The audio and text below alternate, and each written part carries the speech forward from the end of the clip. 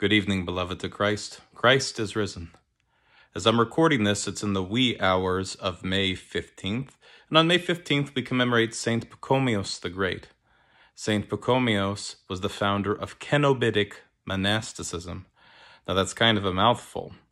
But all that really means is he set forward a style of life for monks and nuns where they shared everything in community. They lived close to one another in cells, basically like in a dormitory, and they had a common eating area and a common worship space.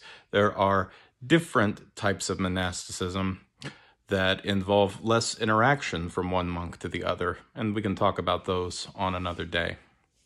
But this brings to mind one of the most common questions I get from people who aren't very familiar with monasticism, and thus the purpose of monks and nuns. They'll oftentimes ask, if these people really want to devote themselves to good, then why aren't they out in the world?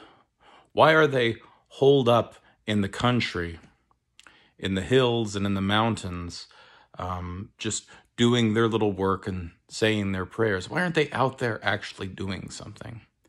Now, I've heard that said from actually quite well-meaning and very serious Christians, sometimes even from Orthodox Christians. And that is so deeply sad, because that means that they don't appreciate the central task of the monastic life, that most important thing that monks and nuns do. And for Christians, it's one of the most important things that any of us do, and that is namely prayer. If you don't really believe that prayer does anything, then the life of the monk is going to seem pretty worthless to you.